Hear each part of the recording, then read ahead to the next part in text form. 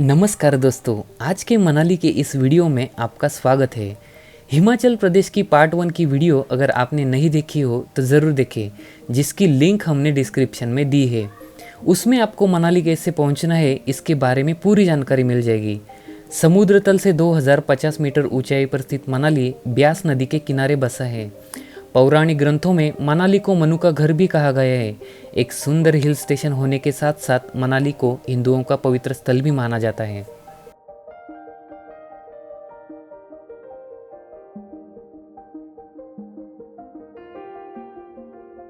अक्टूबर से मई के महीने मनाली जाने के लिए बेस्ट है। जुलाई से सितंबर तक बरसात के मौसम में लैंडस्लाइड का खतरा रहता है, इसलिए इस समय मनाली जाना अवॉइड करें। और अगर आप मनाली को बर्फ़ की सफ़ेद चादर ओढ़े देखना चाहते हो तो दिसंबर, जनवरी और फेब के महीने में यहाँ आए।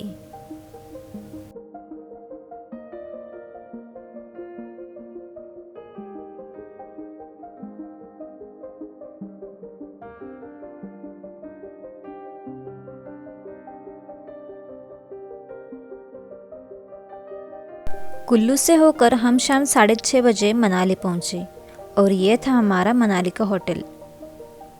अभी मैं आपको इसके रूम टूर देने वाली हूँ।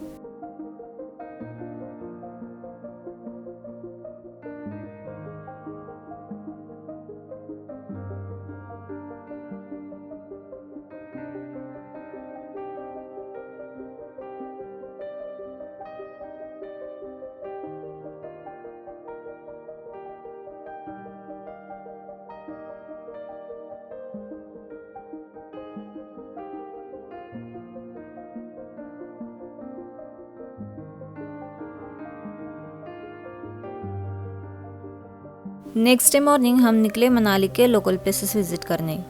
सबसे पहले हम मनाली के हडिम्बा देवी टेम्पल की ओर निकले, जो कि मनाली से 2 किलोमीटर की दूरी पर है। मंदिर में उत्कीर्ण टाकरी लिपि के एक अभिलेख के अनुसार इस मंदिर का निर्माण 1553 में राजा बहादुर सिंह ने करवाया था। पैगोडा शैली में निर्मित इस मंदिर की ऊंचाई लगभग 80 फीट है।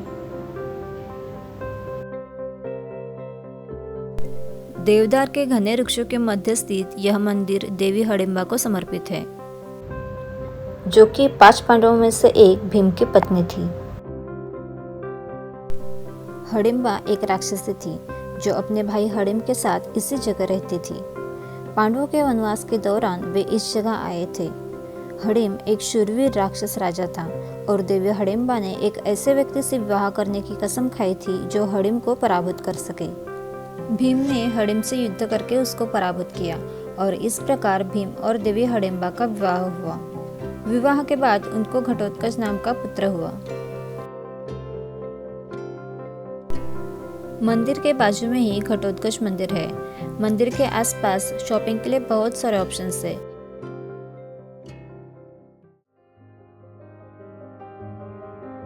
हडिम्बा देवी मंदिर के बाजू में ही धुंगरी वन विहार है।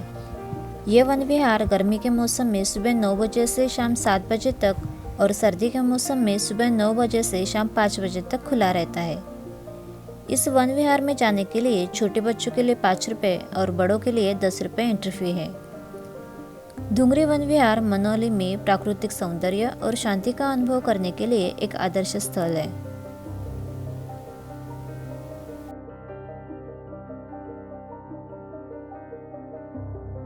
हडिम्बा देवी मंदिर से 1 किलोमीटर की दूरी पर क्लब हाउस है। यहाँ छोटे बच्चों के लिए 10 रुपये और बड़ों के लिए 25 रुपये एंट्री फी है। यहाँ आप रिवर जंपिंग जैसे एडवेंचरस एक्टिविटी कर सकते हैं तथा शॉपिंग के लिए भी बहुत सारे ऑप्शंस है।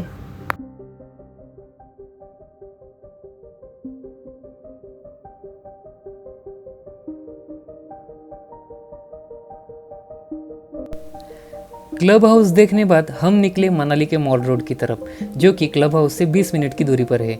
मनाली का मॉल रोड हिमाचल प्रदेश के मनाली शहर का प्रमुख और सबसे व्यस्त बाजार है। यह सड़क शहर के केंद्र में स्थित है और पर्यटकों के लिए एक प्रमुख आकर्षण का केंद्र है।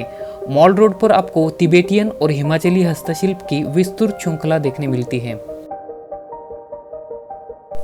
मॉल रोड पर स्थानीय हस्तशिल्प, ऊनी कपड़े, शॉल, तिबेटियन ज्वेलरी, लकड़ी की कलाकृतियाँ और सजावटी वस्तुएं आसानी से मिलती है। यहाँ कई सारे कैफ़े और रेस्टोरेंट है।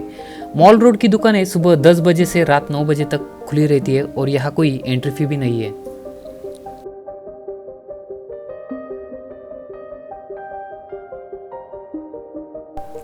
मनाली के मॉल रोड से 5 मिनट की दूरी पर मनाली का वन विहार है। मनाली का वन विहार हिमाचल प्रदेश के प्रसिद्ध पर्यटन में से एक है।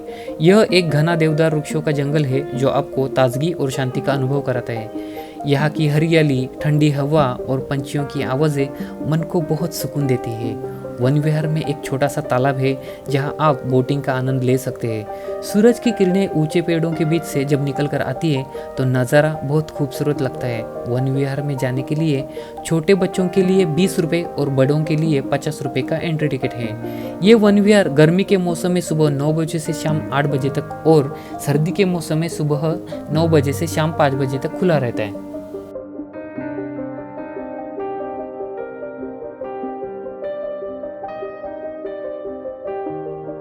ये था हमारा फर्स्ट डे। नेक्स्ट डे हम निकले सोलांग वैली की ओर, जो कि मनाली से 13 किलोमीटर की दूरी पर है। अगर आप 2 व्हीलर से ट्रैवल करना चाहते हो तो स्कूटी या फिर बाइक आप रेंट पर ले सकते हो। स्कूटी का 600 to 700 और बाइक का 1000 to 1500 पर डे का चार्जेस रहता है। सोलांग वैली प्राकृतिक सौंदर्य, बर्फ से ढकी पहाड़ियाँ और एडवेंचरस एक्टिविटी के लिए जानी जाती है। सोलांग वैली में जाने के लिए आपको स्नो ड्रेस की ज़रूरत पड़ेगी, जो कि रोड साइड आपको 250 to 350 पर डे रेंट पर मिल जाएगी, जिसमें snow dress, hand gloves, socks and shoes include रहते हैं।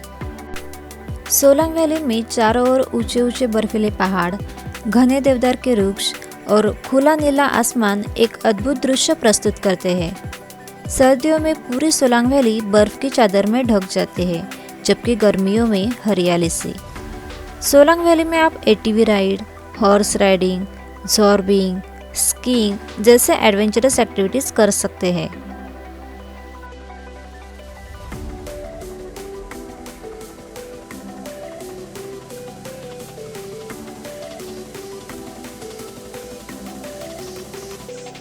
सोलांग वैली देखने के बाद हम निकले वशिष्ठ टेम्पल की ओर। वशिष्ठ टेम्पल मनाली से लगभग 3 किलोमीटर की दूरी पर वशिष्ठ गांव में स्थित एक प्राचीन और धार्मिक स्थल है। यह मंदिर ऋषि वशिष्ठ को समर्पित है, जो कि हिंदू धर्म के सप्त ऋषि में से एक माने जाते हैं। ये मंदिर 4000 साल पुराना है। पौराणिक कथा के अनुसार जब वशिष्ठ ऋषि को पता चला कि राजा विश्वामित्र ने उनके पुत्रों की हत्या की, तब अत्यंत दुखी होकर आत्महत्या करने के लिए वशिष्ठ ऋषि व्यास नदी में कूद गए, लेकिन नदी ने उन्हें बचाया, जिससे व्यास नदी को विपाशा नाम मिला। विपाशा मतलब बंधन से मुक्ति। बाद में ऋषि वशिष्ठ ने इसी स्थान पर तपस्या की और उनके सम्मान में यह मंदिर स्थापित किया गया। मंदिर के परिसर में प्राकृतिक गर्म पानी के झरने हैं, जिन्हें वशिष्ठ कुंड कहा जाता है। इन झरनों के पानी में अनेक औषधि गुणधर्म है और झरनों का पानी हमेशा गर्म रहता है। वशिष्ठ ऋषि प्रभु श्री राम के गुरु थे और कहा जाता है कि लक्ष्मण ने जमीन में तीर मारकर इन झरनों का निर्माण हुआ है।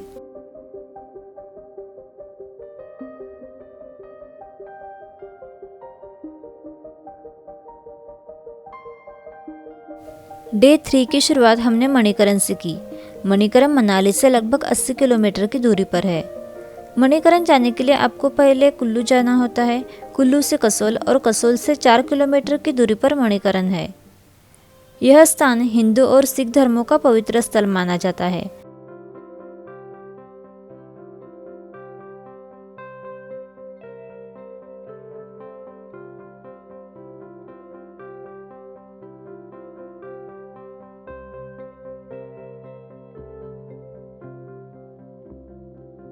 कहा जाता है कि भगवान शिव और पार्वती माता ने 1100 साल यहाँ बिताए थे।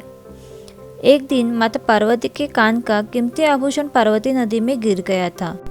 देवी पार्वती के कहने पर भगवान शिव ने नदी में तलाश ली, लेकिन मणि नहीं मिला। तब भगवान शिव ने तीसरी आँख खोली और सृष्टि को प्रलय की चेतावनी दी। इससे भयभीत होकर शेषनाग ने जल में हलचल की और मणि को वापस किया। तभी से इस स्थान का नाम मणिकरण पड़ा। माना जाता है कि मंदिर परिसर में गर्म पानी के जो कुंड है वो भगवान शिव के क्रोध से उत्पन्न हुए हैं और इसमें औषधि गुणधर्म है। यहाँ लोग चावल की पोटली डालकर उसे पकाते हैं। शिव मंदिर के बाजू में गुरुद्वारा है और गुरुद्वारा में प्रसाद के रूप में मिलने वाला राइस इसी गर्म पानी में पकाया जाता है। मणिकरण देखने के बाद हम चले कसोल एक्सप्लोर करने। कसोल हिमाचल प्रदेश के कुल्लू जिले में स्थित एक छोटा सा गांव है जो कि पार्वती नदी के किनारे बसा है। इसे मिनी इजराइल भी कहा जाता है।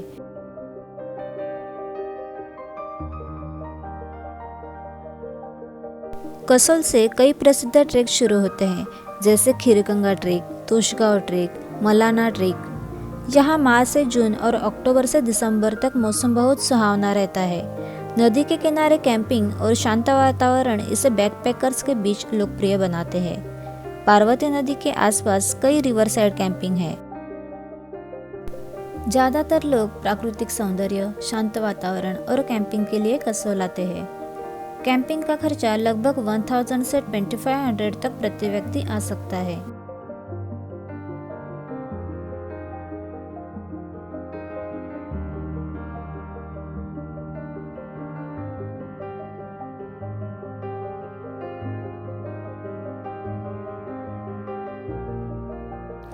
दोस्तों, कसोल में आप नेचर पार्क भी विजिट कर सकते हैं जो पार्वती नदी के किनारे स्थित है।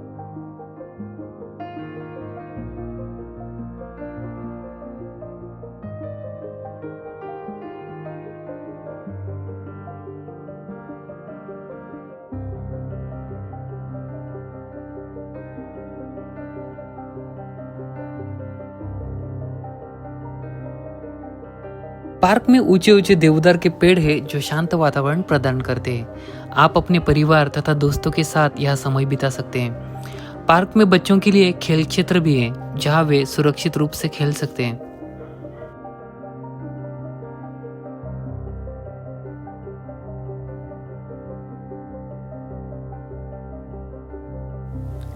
तो दोस्तों, ये थी हमारी हिमाचल प्रदेश की जर्नी। अब हम आपको इस हिमाचल टूर के लिए हम 2 लोगों के लिए कुल कितना खर्चा आया इसकी जानकारी देंगे। मुंबई से जब हम दिल्ली के लिए निकले तो हमको फ्लाइट का मुंबई से दिल्ली तक का आने जाने का कुल खर्चा 15,000 रुपये आया। उसके बाद हम दिल्ली एयरपोर्ट से ओला करके दिल्ली के कश्मीरी गेट तक गए, जिसका खर्चा हमको आने जाने का 1000 रुपये आया। कश्मीरी गेट से हमने माउंटेन हॉलीडे से मनाली और शिमला घूमने का पैकेज लिया था, जिसमें हमको कश्मीरी गेट से वॉल्वो बस, 4 नाइट स्टे के लिए होटल, ब्रेकफास्ट और डिनर और मनाली के प्लेसेस विजिट करने के लिए कैब, ये सब इंक्लूडेड था। इस पैकेज का हमको कुल मिलाकर 25,000 रुपये का खर्चा आया। शिमला में हम कुफरी गए तो उधर हमने घोड़े का और कुछ एक्टिविटीज़ के लिए अराउंड 2000 रुपीज़ पे किए। मनाली में जब हम स्नो में जाने वाले थे तो हमको snow dress and shoes rent पर लेने के लिए दोनों के लिए 500 रुपये पे करने पड़े। तो दोस्तों, हिमाचल के इस सफ़र के लिए हमको लगभग 50,000 रुपये का खर्चा आया। तो दोस्तों, ये थी हमारी हिमाचल प्रदेश की जर्नी। आई होप आपको हमारी ये हिमाचल टूर की वीडियो ज़रूर पसंद आई होगी। इस वीडियो को आप लाइक कीजिए और ऐसे ही इन्फॉर्मेटिव वीडियोस आगे भी देखने के लिए हमारे चैनल को सब्सक्राइब कीजिए। धन्यवाद। मिलते हैं एक नई वीडियो में, तब तक अपना ख्याल रखना।